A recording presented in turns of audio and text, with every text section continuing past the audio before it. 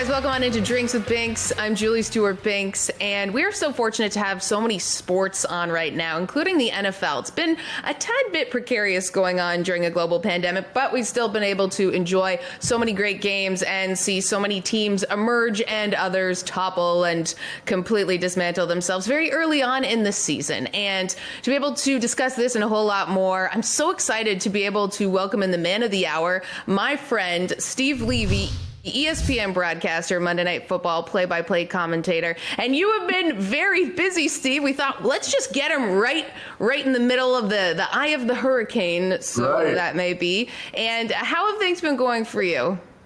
Yes, busy. It's nonstop. It's a bit of a grind, but it's a good kind of grind. You know, it's nice to get into the routine of the NFL schedule. I was fortunate to have with college football.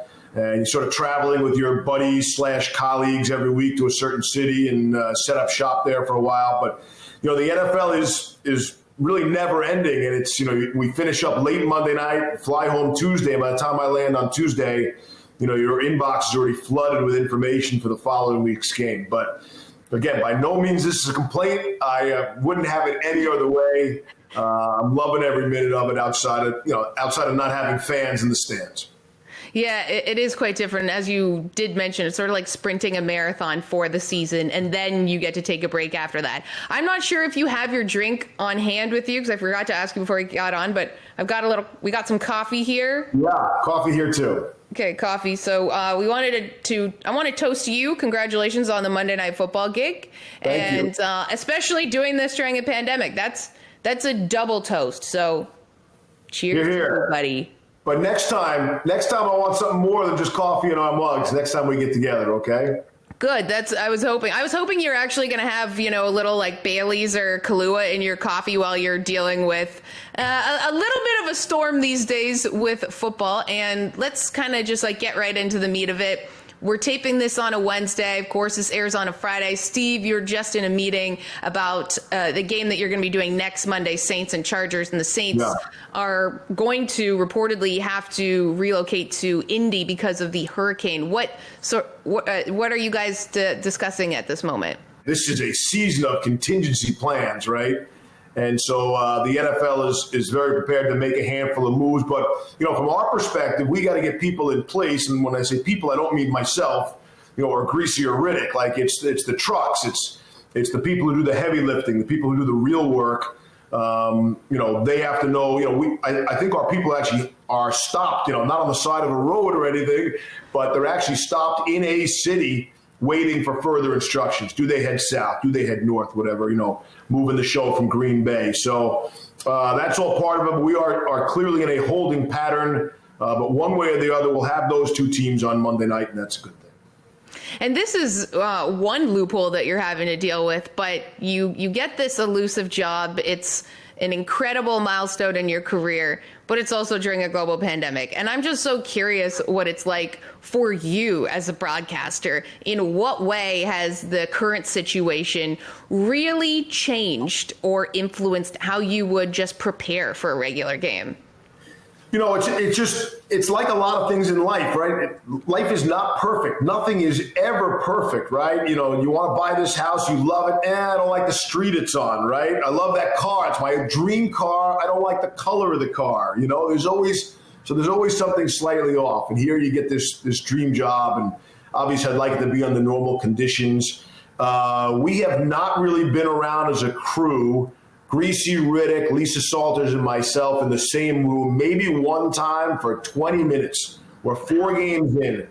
We have not been together. The 4 on-air people and our producer and director have not been in the same room a single time.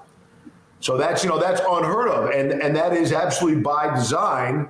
You know, we're sort of in pods, if you will, right? So the people in the broadcast booth can't be in the same pod as all the people in the trucks, because you could not have any crossover, right? Contact tracing and all that kind of thing. So, and the weirdest one, the one that gets everybody is like, you know, Greasy and I can't even go to the game together. We have to be in separate cars to just go to the stadium to begin with. So it's just very odd. There's none of the real camaraderie, which we enjoy so much. we did have a virtual happy hour, which was really cool. We did it on Saturday night in Green Bay. We're all in the same hotel, and so everybody got on Zoom. We had close to 100 people. So imagine swipe, swipe, swipe, because you can't see everybody's faces. But it was the first time we could see people without masks on, right? So everybody's in their room. We figured out a way to provide everyone with a coupon for one drink of their choice. Nice. That you have to go downstairs with your mask on, pick up a drink, very much like this, except at night. And so it was really very enjoyable. It was a chance for a little camaraderie, a little feeling of like we're a team and we're in this together.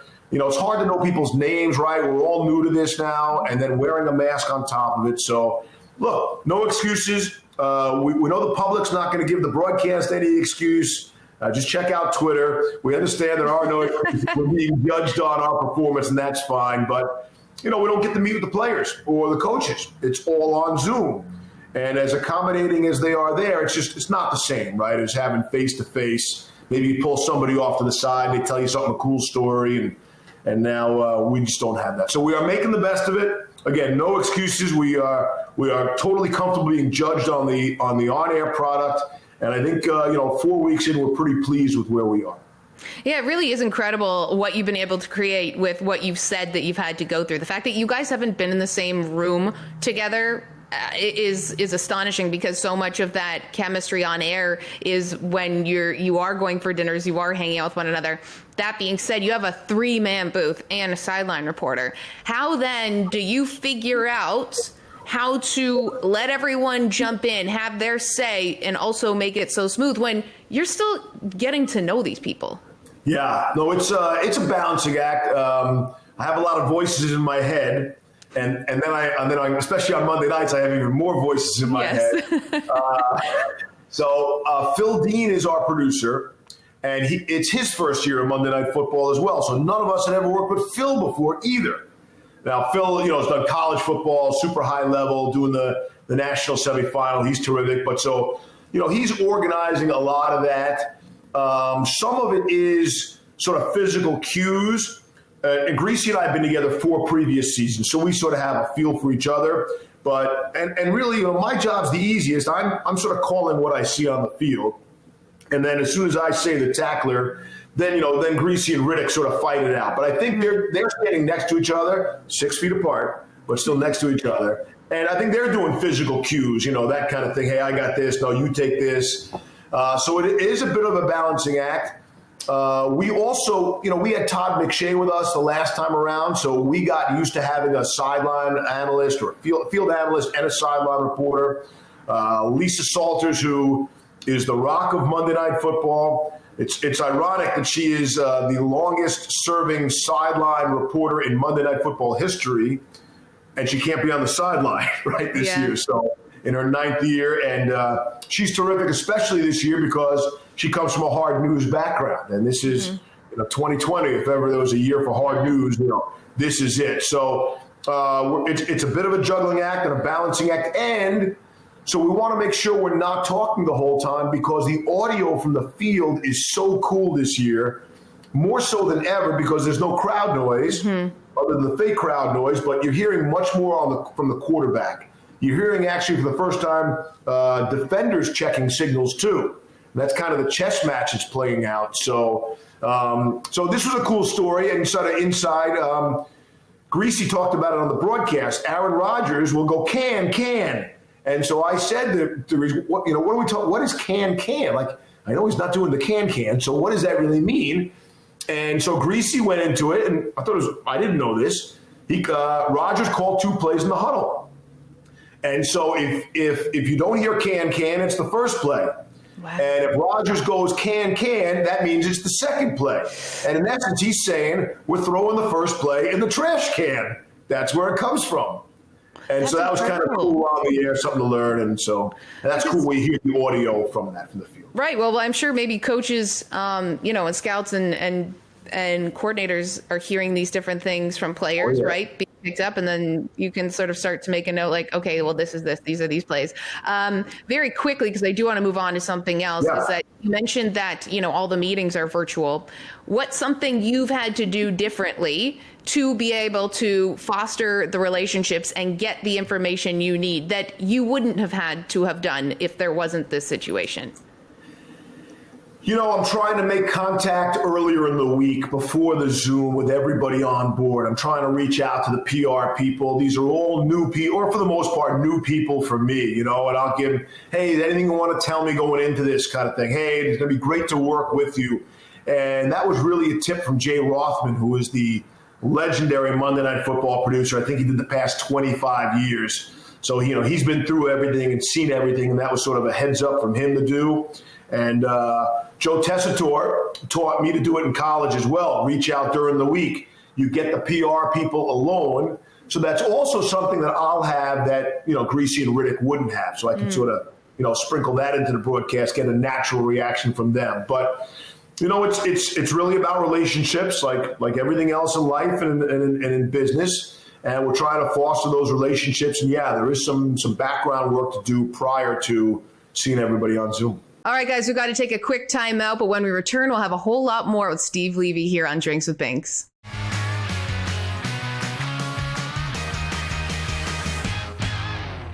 Hi, I'm Diana Rossini from ESPN, and I have lots of drinks with Julie Binks. Stewart-Binks. Damn, her name. No, leave it! Leave it! It's funnier!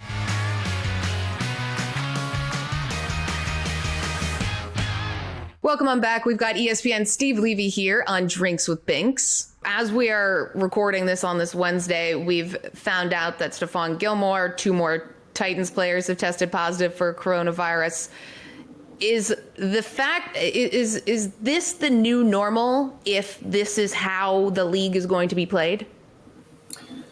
I think so. And I think I do what a lot of people do is, you wake up and you check Twitter, excuse me, and you sort of cringe, you shield your eyes, like what's going to be there? What am I going to see? And then, you're waiting for Schefter to ruin your day with, 2 more Titans or a Patriot, all that. So listen, I think the NFL is going to try and power through. We've already seen that with them just pushing back, Chiefs Patriots one day. And so I think that is the new one. Where it gets dicey is it's the extra team that's involved, right? So now the Bills-Titans is in question because the Titans can't get into their facility. And the Bills then have a Thursday, get the shortest week coming out of this potential Bills-Titans game. I think it's Bills-Chiefs on a Thursday night. So, it's hey, the NFL is in an impossible spot here. The scheduling making, I've heard all sorts of things, maybe we'll tack on a week or 2 at the end of the season. I think everybody's going to have to be flexible. And what I don't want to hear, Julie, from anyone is anybody complaining, excuse me, about competitive balance, right? Oh, they had the short week or they had the bye going into their short week divisional game. You know what? Not this year, fellas. We can't worry about competitive balance. We're trying to get the season in. I think everybody's going to have to understand that. I have no tolerance for coaches and GMs saying, hey, you know what? They have 7,000 fans in their stadium, and we don't have any fans in our stadium. Like 7,000 fans are going to make a big difference. It's not. So everybody's going to have to, roll with it and adjust. There's no playbook for this, right? We've never been through this. No one knows what's going to happen next. And I'm afraid to check Twitter really every morning. It's a scary proposition. Right. And to that point with some of these complaints, let's just say it's like we're dealing with a deadly virus. So that's why things are different. Just everyone remember that. And for you, Steve, because say you might be preparing for a game. Oh, someone's out with the virus and that these are the normal things. Oh, this team, they're going to be delayed. How does that influence your preparation? I can't let it influence because I don't have the time to waste. I mean, really, every minute is accounted for in the week. I'm homeschooling my 3 young kids too. The worst thing that happens is, so I do all my prep and the game gets changed or pushed or delayed. Then you know what? Then I learn more about this team that I'll probably see at some point later in the season. So that's how I've looked at it. But from our own perspective, we just came from Green Bay, and we were petrified. I mean, Wisconsin is off the charts in terms of positivity rates for the pandemic and, for COVID-19, and Green Bay especially. And that's just, it's so foreign, right? You think about sleepy little Green Bay. Why would that be? Even Matt LaFleur said, he sort of turned into a positive. He goes, look, it's Green Bay. There's not a lot to do here. Should be able to, keep ourselves quarantined again because there's not much going on. But we never left the hotel, not a single time. I'm not sure anyone in our crew ever left the hotel, and we were fortunate we could just walk across the street. But, so we're dealing with it on that end and dealing with it, the preparation as well. Right. I just meant sort of also the fact that, like, do you, instead of just looking at the two deep, are you looking at backup quarterbacks for days of like, oh, well, practice squad. Yes. Practice squad, all the flexibility. And it's funny, right? Because we thought all these the short-term IR, which they added this year, the practice squad call-ups 2 every week you can do and protecting them. We really thought that was more about the pandemic, and now we really need it because of all the soft tissue injuries, all the hamstrings, right, the calf pulls around the league. So, yeah, there's not a shortage of storylines in the NFL this season. No. Got to ask you, how many COVID tests have you had so far? We get tested every Saturday on site, and then we have to quarantine 24 hours. Can't see anybody else in the crew. You stay in your room, running up some major room service bills. Yeah.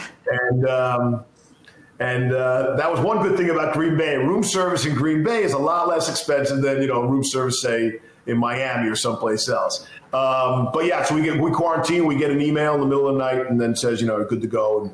And then we go from there. So tested every week. Yep. Yep. Okay. Well, that is good to hear. I'm a big Corona truther over here. So that was really just for me to make sure that I knew that you were safe as you were doing these games. And they're going deeper, too. I feel like every week they're going a little deeper up in there. It gets worse. I've only ever had one test, so. All right, guys, we have to take a quick break, but on the other side, we'll have more NFL news and insight on Monday Night Football with Steve Levy.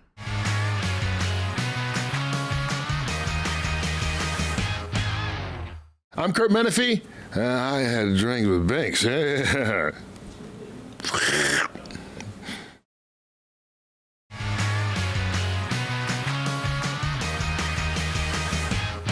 Hey guys, we've got Monday Night Football's Steve Levy here on the program today. We got Pat versus Patrick Mahomes. How do you feel about Patrick Mahomes' mom? So talking to you about, for those who don't know, tweeting about Steve Levy saying Pat instead of Patrick.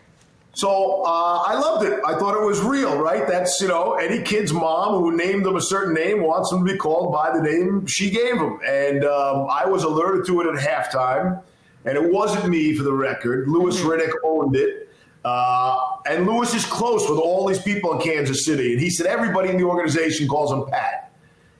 But so publicly he goes by Patrick. And I think it makes a difference that his dad is the former Major League player. So everybody remembers Pat Mahomes. So that's how his mom separated. But it created a nice moment. And it is kind of funny. Like, we do all this preparation, all this work. Big game, right? Baltimore, Kansas City, the game of the regular season. And the single biggest takeaway was Patrick Mahomes' mom tweeting at us during the broadcast. So that's part of it. That's real life. That's 2022, social media and all that stuff. And I thought it was a fun, nice, light moment. Poke some fun at ourselves. Right. Yes. And as you mentioned, there's no shortage of people being vocal. They've always been about Monday Night Football, but I'm sure, especially during this time, too. You mentioned the Chiefs. They are it's the first time they've gone, the first time a team's gone 4-0 in 4 consecutive seasons. Who do you think can dethrone them? Yeah, it's going to be tough in the AFC. I thought Baltimore was the team. I thought it was, Kansas City and Baltimore, the class, and then sort of the next tier. And now we'll have to see, because Baltimore, quite frankly, didn't come anywhere close to being on that field with Kansas City, especially on the offensive end. I think Lamar had a rough night, and when they can't run the ball, his passing game really suffers, I think. And he doesn't have the weapons that Mahomes has as well. So, listen, Pittsburgh's off to a really nice start. I think that's a pleasant surprise. We'll see if Ben can stay healthy. I really like the Titans too. I think the Titans are they win close games.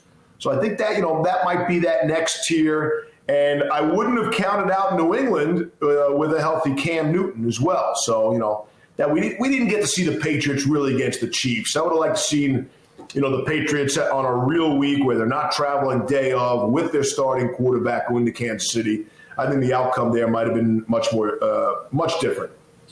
Man, I can't believe you didn't mention my Bills 4-0 right now. All right, so that's fair, and I do have Western New York ties too, and I root for them. I need to see a little more. I need to see them against the class, the Jets and the Dolphins in that division, the AFC East being what it is. I want to see them, beat somebody big time, and then, midway through this season, and then we'll see. But Josh Allen is absolutely in the MVP conversation right now. Yeah, he's been incredible. And everyone who knows this and knows me knows that, my Bills is really not an actual phrase. They're just close enough to Toronto, and they're not very good. Yeah, so, right. Yes. But Texans, they fired Bill O'Brien this week after going 0-4. Who's next on the hot seat?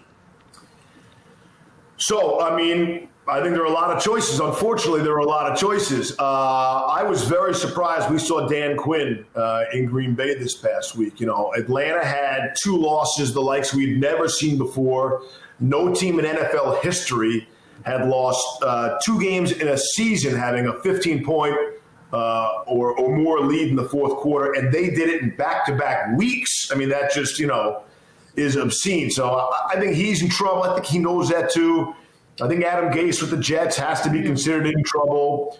And, Matt Patricia in Detroit said some unfortunate things, I thought, dating back to the previous regime and, things Jim Caldwell had done there. So, the Lions are also struggling as well. But I would say it's Quinn or Gase would be, one or the next 2 to probably fall. And listen, you start a season 0-3, you can get out of that. 2 years ago, speaking of Bill O'Brien, the Texans were 0-3 and made the playoffs.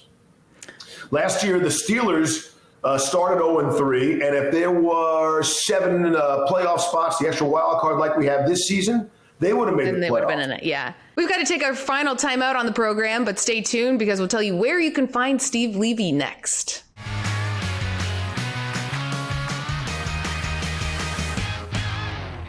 I'm Dan Patrick, and I'm sipping on drinks with Binks.